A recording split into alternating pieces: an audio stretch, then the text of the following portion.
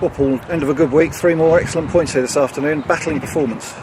Yeah, I think so. Obviously I mentioned the condition of the pitch before I came, and it was made no better from the game here on Thursday night, and you've seen from the 3 or 4 times that the teams did back pass to the keeper that they couldn't even strike a football. So it made the game a lottery, really, and we weren't very good. Let's be honest. I thought first half we weren't at the races, but I had this feeling that from Tuesday night we put a lot of energy into that game. It was a high octane game, it was a good atmosphere, and I was concerned in many ways of how we would start the game, and actually so it proved, because Farnborough had 3 or 4 good opportunities, and on another day we might have found ourselves a goal or 2 down at least, and credit to them, because they've come out the blocks quick as well.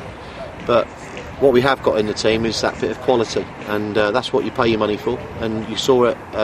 Fantastic goal, brilliant flick from Lee Sawyer into Damien's path, and a very cool finish, and then Jamie Taylor does what he does with that volley, and it gives you a comfort factor, because we went in at half time with a difficult team talk, really, because if Cloughy hadn't got sent off, then we were going to be quite hard on them, if the truth be known, because we didn't feel we played very well. And it's not about playing well on this sort of pitch, it's about effort, and I don't think we matched Farnborough in that first half an hour for intensity. But as ever, when you go down to 10 men, the lads realised it at half time themselves that they needed to do better. I thought second half I thought we controlled the game for nice periods. Dale Binns has had one of his great runs, and could well have scored, good save from Scrivs, and then Damien's stayed up on his feet rather than fall over. Could have got the guy sent off, but he didn't. He carried on, and again a good save from Kevin.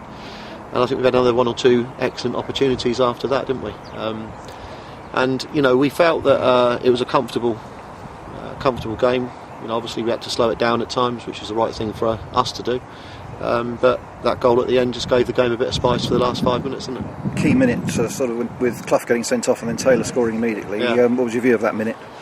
Well, it's a big minute in the game, because you lose your skipper, and he has been outstanding, and the one thing that we don't have when you take Charlie out is that height and that presence to win every ball, and we knew that they'd go long. They had to go long on this pitch. There was no point in them trying to play their normal game. So you saw second half, everything was drilled down our throats. I thought Downer was outstanding second half, well supported by Lewis, but I think Simon really came to the party again, showed what a class act he is, and we saw it through. And the goal line clearance as well. Yeah, absolutely.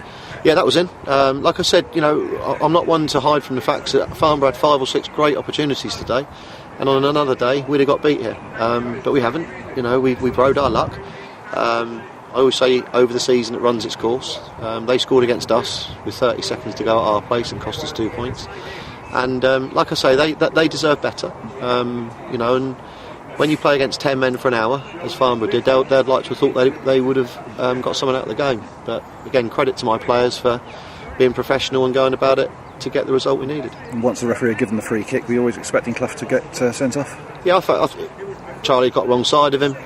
There was moments leading up to it which didn't help. Lee's gone inside to Craig. Craig's lost it. Ball's been played over the top, and Charlie had the same decision to make as he had on Tuesday night. Tuesday night, Pierre Dubois got in front of him, and he didn't bring him down, and the guy scores. But we remained with 11 men. Today, he did push him, and the guy might well have scored, he might not well have done, because I thought Jason Brown was very close to collecting the ball anyway. Listen, it's split-second decisions, and Cloughie's made his. It will cost us his services against Dorchester and Hayes and Yedding, which is a blow.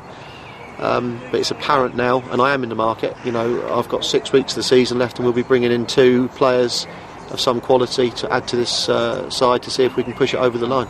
Reorganisation saw Kane Hazeman drop back. Yeah. Were you tempted to change it again at half time? Not really, because we asked Dami Shitter whether he'd played full-back before, and the answer was no.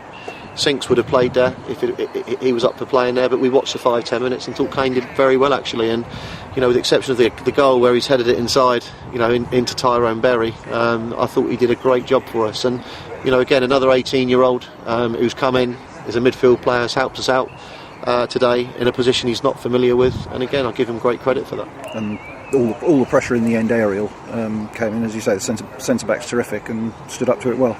Yeah, well, at the end Spencer's put 4/5 strikers on the pitch, plus the centre half has gone up, so at that point we were marking against 6. and the ball's always going to come launching into the box. And as I said, I don't blame him for that, because we'd have done the same. I think the pitch didn't allow you to to do anything other than that. And unless you're actually stood on the pitch with me now and you've seen it, unless the supporters have walked this pitch like you just have, you'll have no understanding of how impossible it was to even pass the football. I mean, it was a dire game in many respects, apart from probably the quality of our goals. And now another free week in midweek leading up to Basingstoke next week, presumably after a busy week this week. You're not too disappointed with that? No, we're Binsey might have come off at half time with a sore groin and calves. Apart from that, we've done okay to get through it. Lewis John, he's hurt his ankle in training on Thursday, but played through it with a wrap on it. But as I said, I am seriously looking at bringing one or two in. It's only for 6 weeks now. We're short of numbers. We've had 4 on the bench now for the last 2 games, but we've coped with it. And it's up to me now to see where we're at. There's one position that's obvious that we've only got Dale to cover for at the moment. So left back, left centre half cover is required between now and the end of the season. And I'm still looking at strengthening in another area. So we'll wait to see how it all pans out. But something's going to have to come in, because we've lost Winter, we've lost Weston, we've lost Harry Osborne now. And I'd like to think that one of those 3 might, well, not obviously Reece, but one of those 2 might come back. And we saw Paul Telfer back at the club today. I gather he's been away for a while, and you got some news on that. Yeah, Tels has been over to Indiana. They're a league below the MLS, and he's been offered a coaching position in America, which he's taken. So very, very pleased for him. Disappointing for us, because I think he's done a great job for us, but it's a fantastic opportunity for him. So he's around the club for another 2 or 3 weeks whilst his visa's getting sorted out. But we've also brought in Jamie Lawrence now onto the coaching staff. Steve McKim comes up to head coach, and Jamie's going to work underneath Steve and myself and Mickey Stevens. So welcome to Jamie Lawrence.